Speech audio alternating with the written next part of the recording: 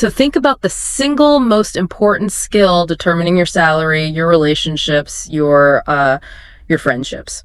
It's wild, but it was completely ignored by your high school curriculum. Oh, entirely. Yeah. It is the ultimate blind spot in formal education. I mean, we spend, thousands of hours mastering algebraic equations or, memorizing the causes of the French Revolution. Right. The stuff you never use. Exactly. But we are left entirely to our own devices when it comes to navigating a difficult conversation with a colleague or de-escalating an argument with a partner. Which is exactly why our mission today is to pull apart this critical, really life-altering dynamic.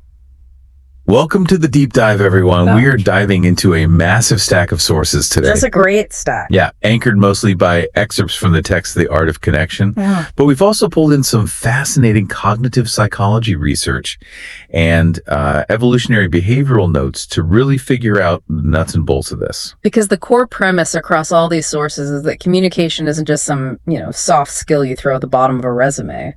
Right, like under Microsoft Excel. Yeah, exactly. It is the underlying engine of your entire life. The stakes are incredibly high here.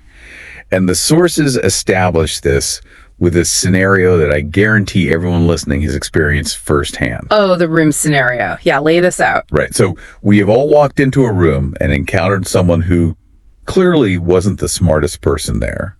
They didn't have the highest test scores or the most elite pedigree. But when they spoke, the entire room just shifted. Yeah, people physically lean in. Totally. They command respect effortlessly. And long after the meeting ended, that was the person everyone remembered. You find yourself hanging on their every word, and you leave the interaction thinking, wow, what a brilliant person. Even if the actual content of what they said wasn't, groundbreaking. Because the research makes it crystal clear here. Influence isn't about the raw data you hold in your head. No. It's about the delivery system. It's about how you package and share what you know. And today, we are extracting the exact actionable roadmap from this stack of research to help you become that magnetic communicator. And the problem most of us face is that, because we were never formally taught this roadmap, our natural instincts kind of betray us. They really do. When we feel nervous or when we want to prove our value in some high-stakes environment, our default mechanism is to simply generate more words. Just talk faster and louder. Yeah, we mistakenly equate effective communication with just dominating the airwaves. Which brings us to the first major paradigm shift in the text. It's a big one. It states unequivocally that masterful communication does not start in the vocal cords. It starts in the ears. Yes. Good communication begins with silence. But more specifically, the text identifies a massive cognitive trap we almost all fall into. And that is, we listen to reply rather than listening to understand. And the cognitive psychology notes we pulled really illuminate why this happens. Human working memory is strictly limited. Right. So when someone else is speaking and you are internally, drafting your brilliant rebuttal, your brain simply does not have the processing power to do both. It just crashes. Yeah, you are functionally deaf to the nuance of what you're saying because your cognitive resources are entirely tied up in your own internal monologue. It's like trying to decode a really complex cipher while simultaneously trying to write your own encrypted message. You are going to fail at both. That's a great way to put it. The instinct is to treat conversation like a game of ping pong. You're just standing at the edge of the table, paddle raised, hyper-focused on your own swing, completely ignoring the rhythm of the actual rally. And the craziest part is, the person on the other side of the table perceives that disconnect instantly. They feel it. They absolutely feel it. They might not be able to articulate the exact psychological mechanism, but their brain registers the lack of engagement. They feel rushed or managed or just ignored. Which is the opposite of connection. Right. Contrast that with active listening, where your entire cognitive load is dedicated to processing their meaning. The text emphasizes that when people feel genuinely heard, when they feel you are present, trust and respect are the automatic biological byproducts. You give them the rare gift of your undivided cognitive attention. But okay, let me push back on the application of this for a second. Sure. Because it's really easy to say, oh, just listen. But if I'm just sitting there in total silence, absorbing information, I'm not a great communicator. I'm just a wallflower. Right, you're just a sponge. Yeah. People who just nod quietly aren't exactly running the boardroom. Yeah. So how does the source reconcile that? Well, active listening doesn't mean mute submission. True listening is a highly dynamic state. It's about being deeply curious about the premise the other person is building. Okay. And your contribution becomes asking the precise, surgical question that helps them expand their thought. You are steering the ship not by shouting orders, but by adjusting the sails. Okay, that makes sense. It's a collaborative build rather than a competition for airtime. Exactly. But eventually, you do have to take the floor and present your own ideas. And when it is time to speak, the research highlights another massive pitfall we stumble into, which is over-explaining. We throw a wall of text at people. We do. And this ties right back into cognitive load theory. The human brain is inherently lazy. Very lazy. It wants to conserve calories. Yeah. So when you bury your core idea under a mountain of caveats and tangents and jargon, the listener's brain gets overwhelmed and simply shuts down the intake valve. It's too much work. Yeah, they zone out to protect their mental energy. You can physically see it happen too. Their eyes glaze over, their posture sags, and you've just lost them. The best communicators do the exact opposite. They ruthlessly edit their ideas down to the studs. They use accessible language. Yeah. The phrase from the book that anchors this entire concept is, quote, clarity creates understanding, and understanding creates connection. If your goal is connection, complexity is your enemy. Which forces us to ask a deeper question, right? If simplicity and clarity are so effective, why is our instinct to overcomplicate everything? Right. Why do we use 10 words when 3 will do? The psychological research points directly to imposter syndrome and a profound fear of judgment. We use complex jargon and endless sentences as a defensive shield. We think if we sound complicated enough, no one will challenge us. We literally treat words like armor, which leads us to the confidence paradox highlighted in the text. There is this really pervasive myth that confidence is a prerequisite for communication. Yes, this is huge. People think confidence is some magical state of being you have to unlock before you can, step onto a stage or pitch a client or even introduce yourself at a networking event. They view it as a fuel they need to put in the tank before they can start the car. But the data shows the reality is completely inverted. Confidence is not the fuel. It is the exhaust. Wow, okay. It is the byproduct of taking action. You have to endure the friction of making mistakes, of stumbling over your words, of having awkward interactions. Right. That exposure therapy is what recalibrates your nervous system. Waiting until you feel confident is a self-defeating trap because you only become confident by surviving the act of doing it poorly first. It's the classic just do it advice. But the source text acknowledges the massive emotional friction there. People are paralyzed by the fear of saying the wrong thing. Oh, terrified. They are terrified of sounding foolish and permanently ruining their reputation. You can't just tell someone's amygdala to stop firing panic signals, right? Yeah. So how do we actually bypass that biological fear of judgment? Well, the literature offers a deeply liberating cognitive reframe to bypass that exact panic. It involves recognizing a psychological phenomenon known as the spotlight effect. The spotlight effect. Yeah. We walk around believing there is a massive spotlight fixed on us, illuminating every stutter, every bad joke, every minor flaw. The truth, the text hammers home, is this. Nobody's thinking about you as much as you think they are. It is a phenomenal hit to the ego when you first realize it. You're like, wait, people aren't going home and obsessing over that awkward comment I made in the elevator. No, they absolutely aren't.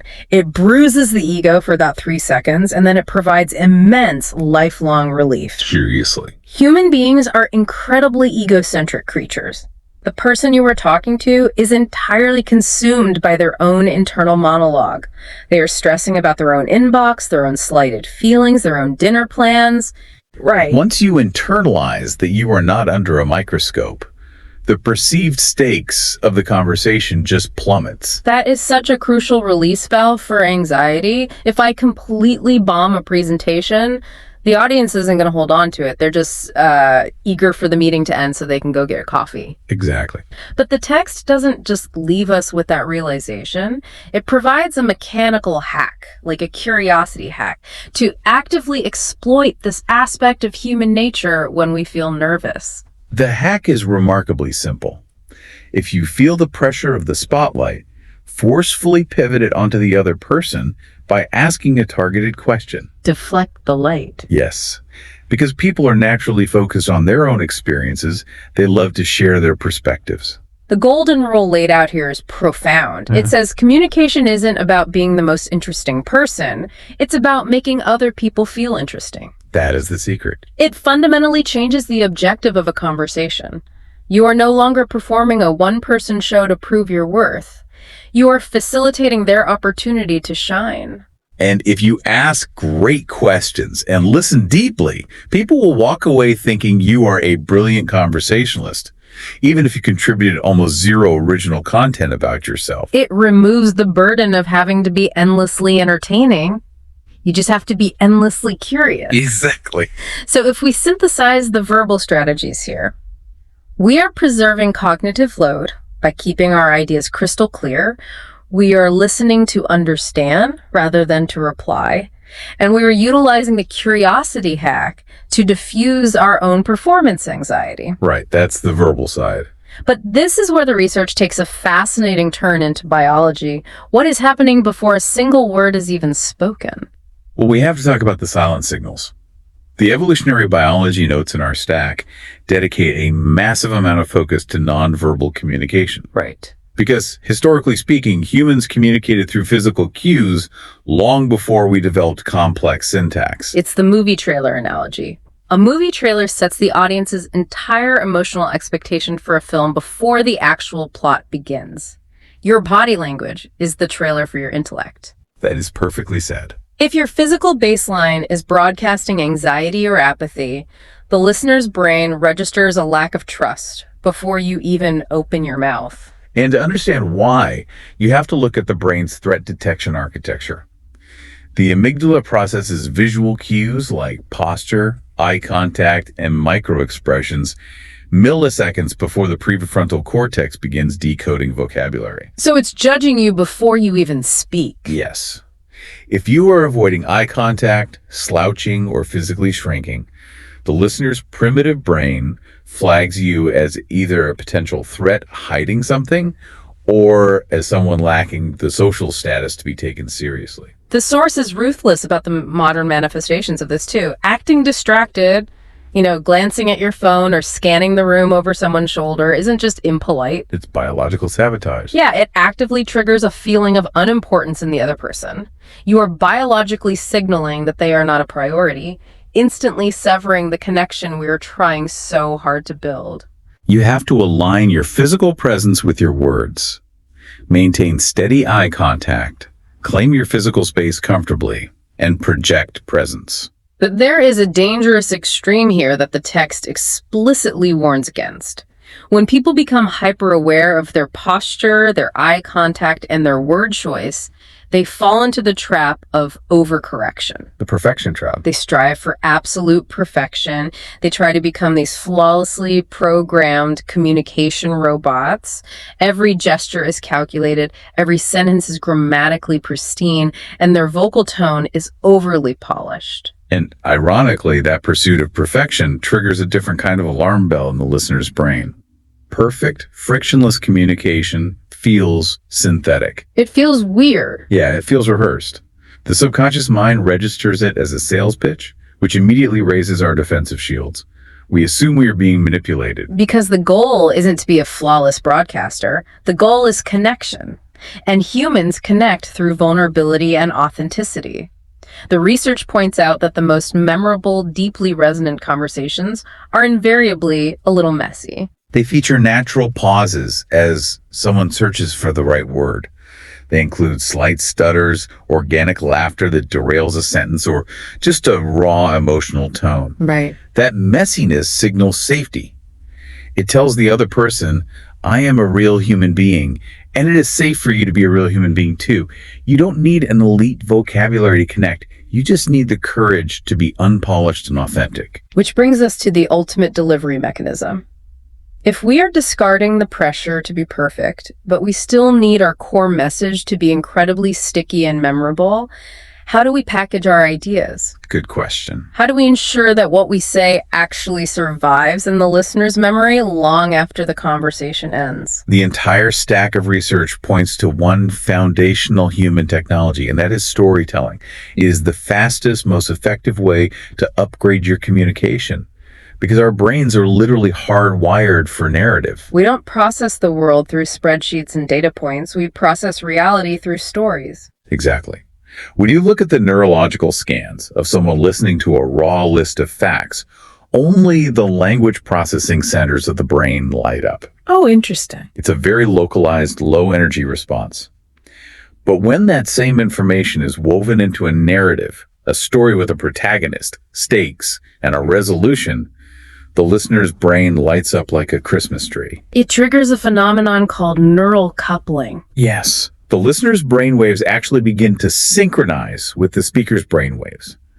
A well-told story releases dopamine and oxytocin, chemicals that increase focus and build deep empathy. So if you want to convince a client to adopt a new strategy, dumping 30 statistics on a slide won't move them. Not at all. But telling a focused 2-minute story about a specific company that faced ruin and used the strategy to survive, that bypasses their logical defenses and anchors the concept to an emotion. Think about the speakers or leaders or podcast hosts you admire most. They never just hand you a conclusion. They take you on a narrative journey to arrive at that conclusion. So the mandate for you, the listener, is clear. Start framing your ideas as mini narratives. Give your points a beginning, a middle, and an end. But knowing the mechanics of storytelling, or understanding cognitive load, or recognizing the spotlight effect, none of this matters without the final, uncompromising directive from our sources today. The hard part. You have to practice. Communication is a physical and neurological skill. Like playing the cello or mastering a martial art, it cannot be acquired solely through intellectual consumption. Yeah, you can't just listen to a deep dive about communication and expect your neural pathways to magically rewire themselves by tomorrow morning. Theory is useless without reps. You have to step into the arena. You have to initiate the conversation with the stranger at the coffee shop. You have to volunteer to give the presentation. That's getting messy. Oh, you will inevitably stumble. You will tell stories that fall flat, and you will accidentally over-explain things. That friction isn't a sign of failure. It is the literal mechanism of growth. The text provides a beautifully grounding reminder for this. Every single masterful communicator you revere was once a beginner. Yes. Every confident speaker was once crippled by anxiety. Every brilliant conversationalist used to be painfully awkward. The only variable separating them from the people who never improve is that they kept talking. They collected the data from their failures and adjusted their approach. So to synthesize everything we've extracted from the research for you today, masterful communication is not a performance designed to prove your intelligence. It is a lifelong practice of building bridges between your mind and someone else's. It requires shifting your fundamental objective from impressing people to understanding them. It means editing your complex ideas down to their clearest, simplest essence to respect the listener's cognitive load. It involves mastering the silent biological signals of your posture and eye contact to establish trust before a word is spoken. And framing it all in story. Right. Wrapping your insights into compelling narratives that trigger empathy. And above all, it demands that you abandon the sterile pursuit of perfection, leaning instead into the messy, authentic reality of being human. If you commit to that practice, you won't just become a better speaker. You will fundamentally upgrade the quality of your relationships, the trajectory of your career, and the opportunities available to you. As we wrap up, I know you brought a final thought for us. I did. I want to leave you with one final provocative concept to mull over, building directly on the psychological reality that everyone is battling their own insecurities. We spent this time focusing on how you can perform better, But let's flip the lens onto the people you're interacting with. Okay, where does the research point us here? The next time you find yourself trapped in a conversation with someone who is chronically over-explaining, aggressively dominating the airtime, or just acting defensively awkward, what if you actively chose to view their irritating behavior not as a personal annoyance, but as a direct, unvarnished reflection of their own internal panic? Oh, wow. What if their rambling is just their desperate biological fear of being misunderstood or deemed invaluable? That completely dismantles your own frustration. Changes everything. How would viewing them through that lens of psychological empathy change the way you physically listen to them? And more importantly, how would it change the type of questions you ask them to help them feel safe enough to finally stop performing? That is the ultimate application of the research. It transforms you from a passive critic into a conversational architect. Forget memorizing facts for a test. Building that level of psychological safety for another human being, that is the true masterclass. Thanks for diving deep with us today. Now go out there, embrace the friction, ask a brilliant question, and just listen.